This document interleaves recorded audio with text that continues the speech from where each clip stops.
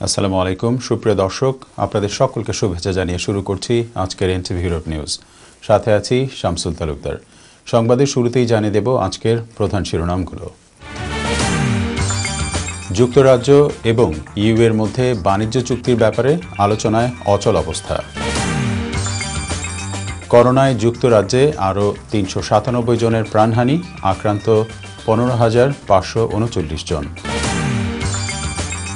এবং কুষ্টিয়ায় নির্মাণাধীন বঙ্গবন্ধু ভাস্কর্য ভাঙচুরের প্রতিবাদে বিক্ষোভ করেছে বিভিন্ন দল ও সংগঠন।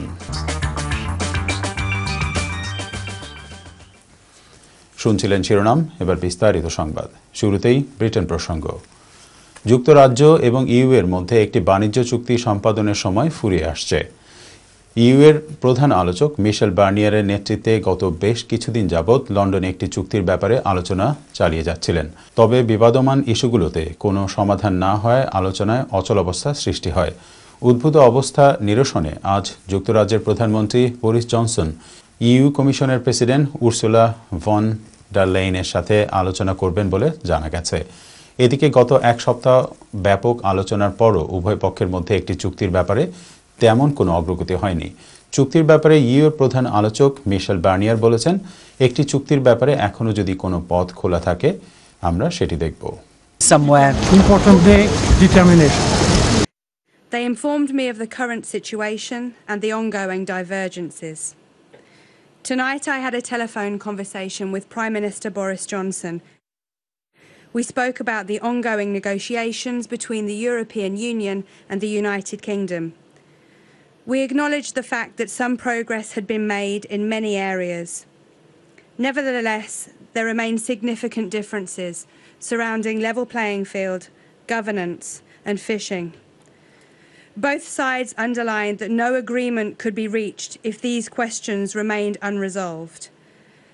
In recognition of these differences, we have agreed that talks must continue to see if these questions can be answered.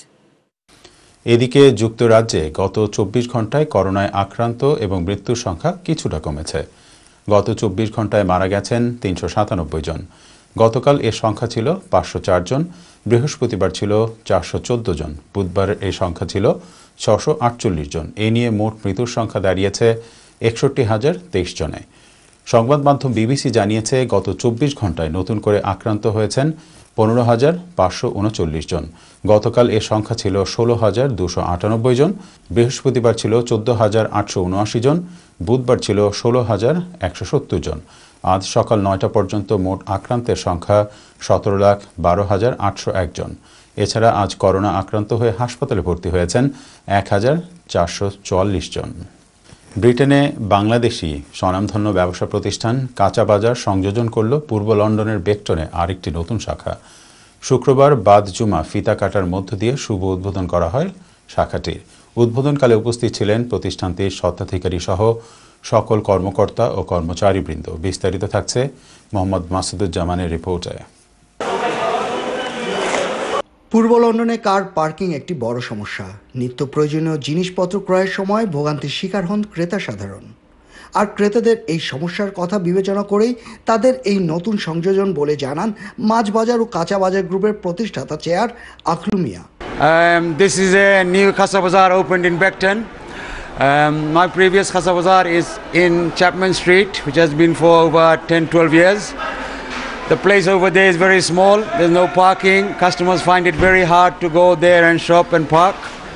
So now we have opened another branch in Beckton next to Mas Bazaar, and it's a very big shop, you'll enjoy it here. শুক্রবার বাদ জুমা কমিউনিটির বিশিষ্ট ব্যক্তিবর্গের উপস্থিতিতে ফিতা কেটে নতুন এই কাঁচা বাজারের উদ্বোধনের সময় সাংবাদিকদের এক প্রশ্নের জবাবে তিনি বলেন, তার প্রতিষ্ঠানটি বাংলাদেশিদের সুলভ মূল্যে তাজা মাছ ও শাকসবজি সরবরাহে দৃঢ় প্রতিজ্ঞাবদ্ধ। তিনি আরও বলেন, ব্রেক্সিট পরবর্তীতে ইতালি থেকে সুবিধা না হলে আফ্রিকা থেকে অথবা বাংলাদেশ থেকে অধিক পণ্য আনার জন্য চেষ্টা চালিয়ে যাবেন। উদ্বোধনী দিন ব্যাকটন রিটেল পার্কের নতুন এই শাখাটিতে অধিকাংশ পণ্যই বেশ সুলভ মূল্যে পাওয়া যাচ্ছে। এতে খুব আনন্দিত ক্রেতারা। খুব ভালো লাগছে, আমার মনে খুব ভালো লাগছে। এত বড় বিরাট শপিং করতে ভালো লাগছে। আমি খুবই আনন্দিত এই শাকসবজি সব কিছু দেখে আর কি। প্রায় সব শাকসবজি যেটা মূলা বিভিন্ন ধরনের এমন কোনো জিনিস এখানে আমরা খাইতে নাই, সবগুলোই আমরা এখানে আছে। Mohammad Masuduzzaman, NTV Europe news, London. দক্ষিণ আটলান্টিকে দেখা মিলল বিশ্বের সবচেয়ে বড় বরফখণ্ডটির। এটা ধীরে ধীরে সাউথ জর্জিয়ার একটি দ্বীপের দিকে এগিয়ে যাচ্ছে। শুক্রবার এর বেশ কিছু ছবি তুলেছেন ব্রিটিশ বিমান বাহিনীর রয়্যাল এয়ারফোর্স। ছবিতে দেখা গেছে বরফখণ্ডটিতে বহু ফাটল রয়েছে। এর আয়তন ৪,২০০ বর্গ কিলোমিটার। এর গা থেকে ধসে পড়ছে বরফের ছোট টুকরো। একাধিক ছবিতে দেখা যায় বরফখণ্ডটিতে অনেকগুলো ফাটল রয়েছে। ভাঙা অংশ দেখে মনে হচ্ছে পানির স্তরে ছোট ছোট টানেলের সৃষ্টি হয়েছে। আন্তর্জাতিক প্রসঙ্গ। যুক্তরাষ্ট্রের প্রেসিডেন্ট নির্বাচিত হতে আনুষ্ঠানিকভাবে পর্যাপ্ত সংখ্যক ইলেক্টর বা নির্বাচক পেয়েছেন ডেমোক্র্যাট প্রার্থী জো বাইডেন। স্থানীয় সময় শুক্রবার প্রেসিডেন্ট নির্বাচনের নিরীক্ষা শেষে বাইডেনকে ভোট দেওয়ার জন্য ৫৫ ইলেক্টরকে অনুমোদন দিয়েছে ক্যালিফোর্নিয়া। যুক্তরাষ্ট্রের পরবর্তী সময়ের প্রেসিডেন্ট নির্বাচিত করতে এই ৫৫ ইলেক্টর আগামী ১৪ ডিসেম্বর দেশের অন্যান্য রাজ্যের নির্বাচিত ইলেক্টরদের সঙ্গে ভোট প্রদান করবেন। বাইডেনকে জয়ের আনুষ্ঠানিক অনুমোদন দিয়েছে ক্যালিফোর্নিয়ার secretary of state Alex Padilla. Associated প্রেসের বা এপি এক সমীক্ষায় বলা হয়েছে, অ্যালেক্স প্যাডিলার এ অনুমোদনের পর বাইডেনের ইলেকটোরাল ভোটের সংখ্যা পৌঁছেছে ২৭৯টিতে, যা দেশটির প্রেসিডেন্ট নির্বাচিত হতে প্রয়োজনীয় ২৭০ ইলেকটোরাল ভোটের চেয়ে বেশি। দর্শক, এবার বাংলাদেশ প্রসঙ্গ। কুষ্টিয়ায় নির্মাণাধীন বঙ্গবন্ধু ভাস্কর্য ভাঙচুরের প্রতিবাদে বিক্ষোভ করেছে বিভিন্ন দল ও সংগঠন। এদিকে ধর্মের অপব্যাখ্যা দিয়ে দেশের ঐতিহ্য ও সংস্কৃতির সাথে ধর্মের বিরোধ সৃষ্টির পায়তারা করছে বলে মনে করেছেন সম্মিলিত সাংস্কৃতিক জোট। জোটের নেতারা বলছেন, বঙ্গবন্ধু ভাস্কর্য বিরোধীরা ৭১-এর পরাজিত শক্তি। বিস্তারিত দেখুন রিপোর্টে। কুষ্টিয়ায় বঙ্গবন্ধুর ভাস্কর্য ভাঙচুর ও রাজধানীর ধুলাইপাড় চত্বরে বঙ্গবন্ধুর ভাস্কর্য নির্মাণের বিরোধিতা করায় জাতীয় শহীদ মিনার চত্বরে ভাস্কর্যের সপক্ষে মানববন্ধন করেছেন দেশের বেশ কয়েকটি সাংস্কৃতিক ও সামাজিক সংগঠন। এ সময় বক্তারা বলেন, ধর্ম ব্যবসায়ী সাম্প্রদায়িক গোষ্ঠীরা দেশের শিল্প ও সংস্কৃতির বিরোধিতা করছে। বঙ্গবন্ধুর ভাস্কর্যের বিরুদ্ধে অবস্থান নিয়ে তারা দেশের বিরুদ্ধে দাঁড়িয়েছে বলেও মনে করেন তারা। এর সাথে ধর্মের কোনো সম্পর্ক নেই। ধর্মের যদি সম্পর্ক থাকতো তাহলে যে সমস্ত মুসলিম প্রধান রাষ্ট্র সৌদি আরব, ইরান, ইরাক, সিরিয়া, তুরস্ক, মিশর, পাকিস্তান, মালয়েশিয়া, ইন্দোনেশিয়া, কাতার, আরব আমিরাত থেকে শুরু করে লিবিয়া, আলজেরিয়া, মরক্কো, পৃথিবীর সকল মুসলিম দেশে শত শত ভাস্কর্য নির্মিত হতো না। মানববন্ধনে সম্মিলিত সাংস্কৃতিক জোট ছাড়াও নৃত্যশিল্পী সংস্থা, বাংলাদেশ চারুশিল্পী সংসদ ও গ্রুপ থিয়েটার ফেডারেশনের আরও বেশ কয়েকটি সংগঠন অংশ নেয়। এদিকে ঢাকা বিশ্ববিদ্যালয় সাংবাদিক সমিতি কার্যালয়ে সংবাদ সম্মেলন করেছে মুক্তিযুদ্ধ মঞ্চের নেতারা। হেফাজতের যুগ্ম মহাসচিব মামুনুল হকের বিরুদ্ধে ঢাকার মুখ্য মহানগর হাকিমের আদালতে রবিবার মামলা করার ঘোষণা দেন তারা। তারা বঙ্গবন্ধুর ভাস্কর্য বুড়িগঙ্গায় ফেলে দেওয়ার যে হুমকি দিয়েছে এবং ভাস্কর্য কথা বলে বঙ্গবন্ধুকে অবমাননা করেছে। বঙ্গবন্ধুকে অবমাননা আমরা মনে করছি এটা রাষ্ট্রদ্রোহিতার শামিল। অবশ্যই তারা সংবিধান লঙ্ঘন করেছে, বাংলাদেশের সার্বভৌমত্বে তারা আঘাত এনেছে বলে আমরা মনে করি। আমরা সেই দিক বিবেচনা করে আমাদের আইনজীবীর সাথে পরামর্শ করেছি, আমরা আগামীকাল মামলা দায়ের করব। এদিকে বঙ্গবন্ধু এভিনিউয়ে জাসদের কেন্দ্রীয় কার্যালয়ে বিক্ষোভ মিছিল ও সমাবেশ করেছে জাসদের কেন্দ্রীয় নেতারা। ভাস্কর্য বিষয়ে উস্কানি দাতাদের সাথে কোনো আতাত হবে না বলেও জানান তারা। এই রাজনৈতিক মোল্লাদের সঙ্গে কোনো সমঝোতার কেউ চেষ্টা করবেন না, কোলাকুলি করার চেষ্টা করবেন না, নমনীয়তা প্রদর্শন করার চেষ্টা করবেন না। তাদেরকে কঠোর আইনের মধ্য দিয়ে, ধ্বংস করার মধ্য দিয়ে সংবিধান রক্ষা করুন, গণতন্ত্র রক্ষা করুন। Fahad Mohammad, NTV news, Dhaka. দর্শক, সময় হলো একটি বিজ্ঞাপন বিরতির। ফিরে এসে থাকছে সিলেট অফিস থেকে পাঠানো তথ্য ও ছবি নিয়ে সংবাদ প্রতিদিনের সিলেট। কুষ্টিয়া শহরের ৫ রাস্তার মোড়ে নির্মাণাধীন বঙ্গবন্ধু ভাস্কর্য ভাঙচুরের প্রতিবাদে কেন্দ্রীয় কর্মসূচির অংশ হিসেবে সিলেট জেলা যুবলীগের তাৎক্ষণিক বিক্ষোভ মিছিল অনুষ্ঠিত হয়। আমাদের সহকর্মী সাজলুল লস্কর জানান, শনিবার রাত ৯টায় সিলেটের জেলা পরিষদের সামনে থেকে বিক্ষোভ মিছিল বের হয়ে নগরীর প্রধান প্রধান সড়ক প্রদক্ষিণ করে শেষ হয়। বিক্ষোভ মিছিলের নেতৃত্ব দেন সিলেট জেলা যুবলীগের সভাপতি শামীম আহমদ ভিপি ও সাধারণ সম্পাদক মোহাম্মদ শামীম আহমদ। এ সময় যুবলীগের নেতাকর্মীরা উপস্থিত ছিলেন। সভায় বক্তারা রাতের আঁধারে জাতির পিতা বঙ্গবন্ধু শেখ মুজিবুর রহমানের নির্মাণাধীন ভাস্কর্য ভাঙচুরের ঘটনার তীব্র নিন্দা ও প্রতিবাদ জানান। অনতিবিলম্বে দুষ্কৃতিকারীদের গ্রেফতার ও দৃষ্টান্তমূলক শাস্তির দাবি করেছেন তারা। দক্ষিণ রূপসপুর এলাকার প্রধান মুরব্বী শ্রী শ্রী দুর্গাবাড়ির রূপকার এবং প্রতিষ্ঠাতা সভাপতি শ্রী বকুল পাল মহালদারের অকাল প্রয়াণে শ্রদ্ধা অনুষ্ঠান অনুষ্ঠিত হয়েছে। বিস্তারিত দেখুন রিপোর্টে।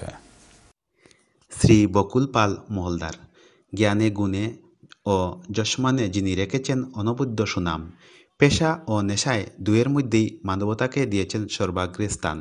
তার জীবনদশায় তাই তো তিনি জীবনের শেষ দিন পর্যন্ত কাজ করে গেছেন মানব কল্যাণে। তার আকস্মিক মৃত্যু যেন কাঁপিয়ে তুলে পরিবারে সমাজের প্রতিটি স্তরের মানুষকে। মৌলভীবাজারের শ্রীমঙ্গল উপজেলার দক্ষিণ রূপসপুর এলাকার বাসিন্দা বিশিষ্ট সমাজসেবক ব্যবসায়ী দক্ষিণ রূপসপুরের প্রধান মুরব্বী বাংলাদেশ পূজা উদযাপন পরিষদ শ্রীমঙ্গল উপজেলা শাখার সাবেক সহসভাপতি হিন্দু বৌদ্ধ খ্রিস্টান ঐক্য পরিষদের অন্যতম সদস্য দক্ষিণ রূপসপুর শ্রী শ্রী দুর্গাবাড়ির রূপকার এবং প্রতিষ্ঠাতা সভাপতি শ্রী বকুল পাল মহলদার গত 25 নভেম্বর মৃত্যুবরণ করেন। তার মৃত্যুতে শ্রীমঙ্গল উপজেলাবাসী গভীর শোকাহত হন। বকুল পাল মহলদারের মৃত্যুতে গভীর শোক প্রকাশ করে শোকসন্তপ্ত পরিবারের প্রতি গভীর সমবেদনা জ্ঞাপন করেছেন বাংলাদেশ জাতীয় সংসদের সাবেক চিফ হুইপ উপাধ্যক্ষ ডক্টর মোহাম্মদ আব্দুল শহীদ এমপি, শ্রীমঙ্গল উপজেলা পরিষদের চেয়ারম্যান রণধর কুমার দেব, জেলা আওয়ামী লীগের সাংগঠনিক সম্পাদক সৈয়দ মনসুরুল ইসলাম, শ্রীমঙ্গল সদর ইউপি চেয়ারম্যান ভানুলাল রায়, বিশিষ্ট ব্যবসায়ী কদর আলী, দুর্গাবাড়ি কোষাধ্যক্ষ শিক্ষক অলোক পাল, উপজেলা পূজা উদযাপন কমিটির সহসভাপতি স্বপন রায়, হিন্দু বৌদ্ধ খ্রিস্টান ঐক্য পরিষদের মৌলভীবাজার জেলা শাখার সদস্য সুমন দাস, বাংলাদেশ পূজা উদযাপন পরিষদ শ্রীমঙ্গল ইউনিয়ন শাখার সাধারণ সম্পাদক সুদীপ দাস, রিঙ্কু প্রমুখ। শ্রী বকুল পাল এর পরিবারের সদস্য বিপুল পাল বলেন, আমি বকুল পাল মহোদয়ের পরিবারের পক্ষ থেকে যারা আজ ওনার শ্রাদ্ধ অনুষ্ঠানে অংশগ্রহণ করেছেন সবল শুভাকাঙ্ক্ষীদের কাছে বিনীত প্রার্থনা করছি ওনার আত্মা যেন স্বর্গবাসী হয়। দেব বকুল পাল মহোদয়ের মৃত্যুতে শ্রীমঙ্গল উপজেলাবাসী গভীর শোকাহত। বকুল পালের আত্মার শান্তি কামনার জন্য আমরা ঈশ্বর নিকট প্রার্থনা। দক্ষিণ রূপসপুরের প্রধান মুরব্বী ও দুর্গাবাড়ির রূপকার যিনি প্রতিষ্ঠাতা সভাপতি বকুল পাল মহালদার আজ আমাদের মধ্যে নেই। তার সুখের ছায়ায় শ্রীমঙ্গল উপজেলার সর্বস্তরের মানুষ শোকাহত। আমরা তার বিদেহী আত্মার শান্তি কামনা। শ্রী বকুল পাল মহলদার এর প্রয়াণে শনিবার 5 ডিসেম্বর শ্রাদ্ধা অনুষ্ঠান অনুষ্ঠিত হয়। অনুষ্ঠানে গীতা পাঠ করেন অধ্যক্ষ নিখিল ভট্টাচার্য। শ্রাদ্ধা অনুষ্ঠানে ধর্মীয় নেতা, রাজনৈতিক নেতৃবৃন্দ, জনপ্রতিনিধিবৃন্দ, সামাজিক নেতৃবৃন্দ, শিক্ষক সমাজ, সাংবাদিকবৃন্দ, সুশীল সমাজের নেতৃবৃন্দ সহ সর্বস্তরের নেতৃবৃন্দ উপস্থিত ছিলেন। শ্রীমঙ্গল থেকে ফিরে পিন্টু দেবনাথ, এনটিভি, কমলগঞ্জ, মৌলভীবাজার। সিলেটের দক্ষিণ সুরমায় দিন দিন জনপ্রিয় হয়ে উঠেছে ছাদ বাগান। ছাদ বাগান করে এখন বিভিন্ন পরিবার তাদের শৌখিনতার পাশাপাশি মেটাচ্ছেন পরিবারের পুষ্টির চাহিদা। তাছাড়া এলাকায় কৃষি ব্যবস্থাপনার গুরুত্বপূর্ণ ভূমিকা রাখছে ছাদ বাগান। দক্ষিণ সুরমা থেকে আমাদের সহকর্মী আশরাফুল ইসলাম ইমরানের রিপোর্টে দেখুন বিস্তারিত। সিলেটের দক্ষিণ সুরমায় দিন দিন জনপ্রিয় হয়ে উঠেছে ছাদ বাগান। পুরনো ছাদ বাগানগুলোর পরিধি বাড়ানোর পাশাপাশি নতুন করে বাগান করতে আগ্রহী হয়ে উঠছেন অনেকে। আর এতে শৌখিনতার পাশাপাশি মিটছে পরিবারের পুষ্টির চাহিদা। করোনার প্রভাবে সাধারণ মানুষের জীবনে স্থবিরতা নেমে এলেও দক্ষিণ সুরমায় ছাদ বাগানে এখন ব্যস্ত সময় পার করছে অনেক পরিবার। দাউদপুর ইউনিয়নের তুরুককলা হাড়িয়াচর গ্রামের হাজি মনির আলীর বাড়ির ছাদে করা হয়েছে সবজি চাষ। শিম, বেগুন, করলা, ঝিঙ্গা, চিচিঙ্গা, জালি, লাউ, টমেটো, ভেন্ডি সহ বিভিন্ন প্রজাতির সবজির গাছ রয়েছে। বাড়ির নিচে জায়গার স্বল্পতা থাকার কারণে বাড়ির ছাদে সবজি চাষ করেছি। ফরমালিন মুক্ত শাক সবজি এবং ফসল খেতে আমি আমার বাড়ির ছাদে সবজি চাষ করেছি।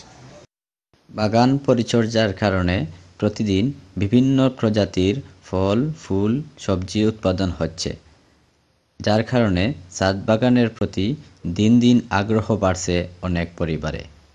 কিছুদিন আগে সৌদি আরব থেকে বাংলাদেশে এসেছি।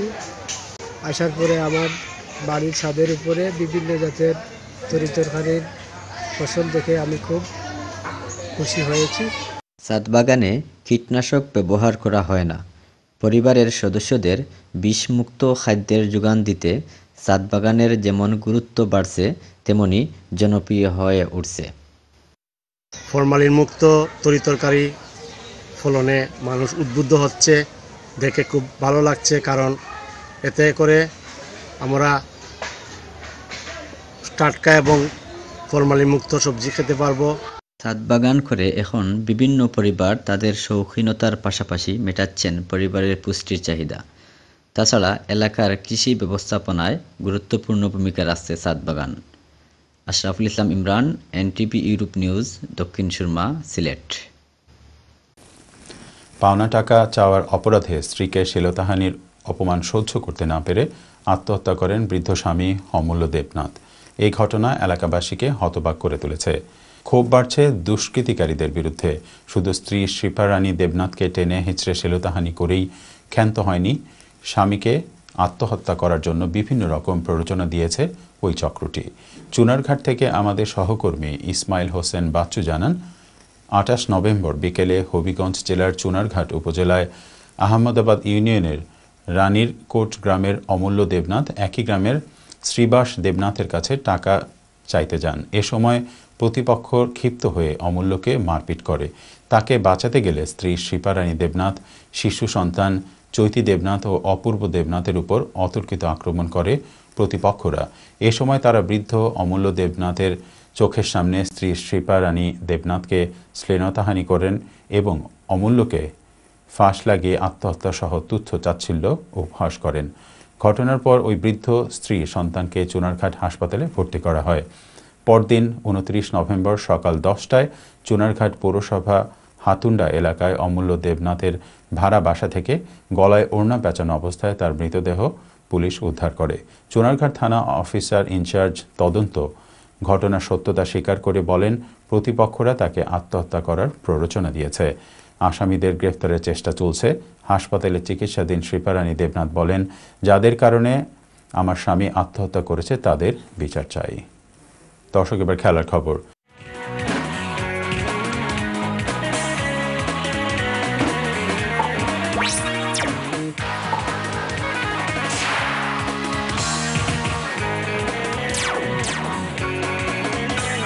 জগন্নাথপুর উপজেলা ক্রিকেট অ্যাসোসিয়েশনের বর্ণাঢ্য আয়োজনে প্রথম মিফতা গোল্ড কাপ টি10 ক্রিকেট টুর্নামেন্টের ফাইনাল খেলার জগন্নাথপুর টাইগার্স ক্রিকেট একাডেমিকে ৬০ রানে হারিয়ে হবিবপুর বন্ধন ক্রিকেট ক্লাব চ্যাম্পিয়ন হয়েছে।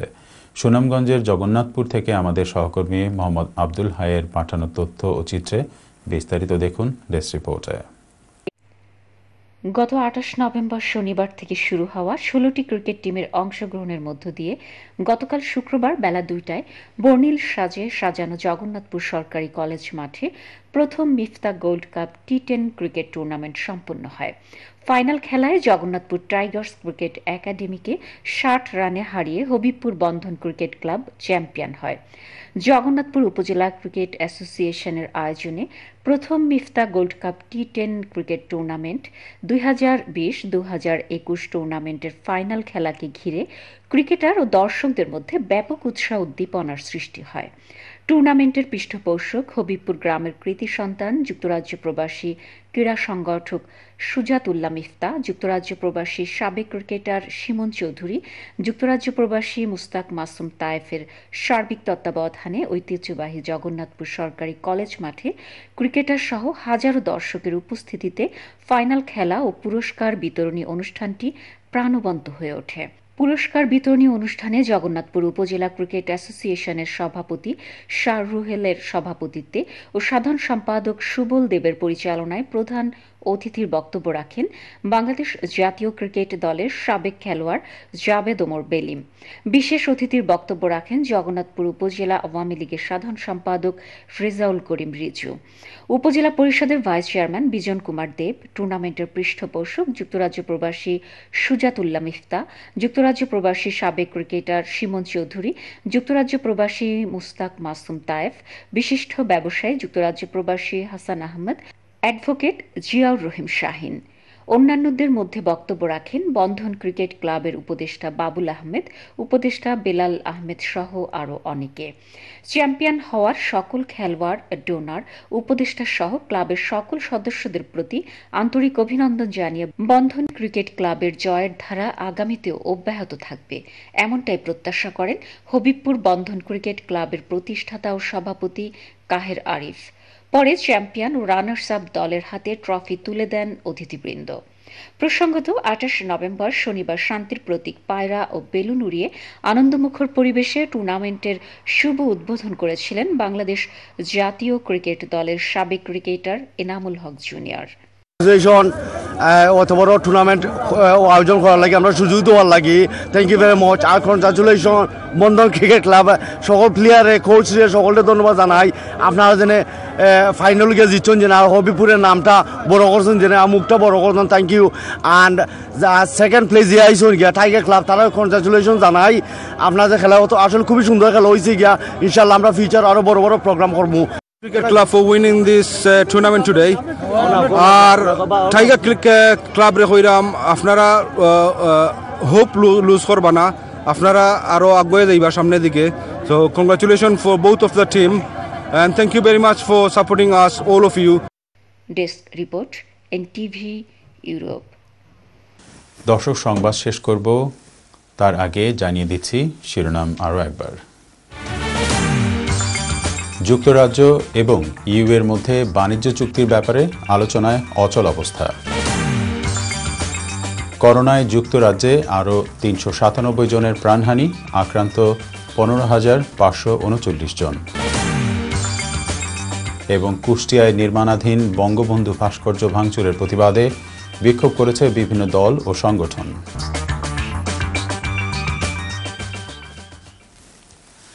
এই ছিল আমাদের হাতে থাকা NTV ইউরোপ নিউজের সর্বশেষ আয়োজন। এই খবরের ভিডিও সহ আপডেট জানতে ভিজিট করুন ইউরোপ NTV অনলাইন www.europntv.com। সাথে থাকার জন্য সবাইকে ধন্যবাদ। আল্লাহ হাফেজ।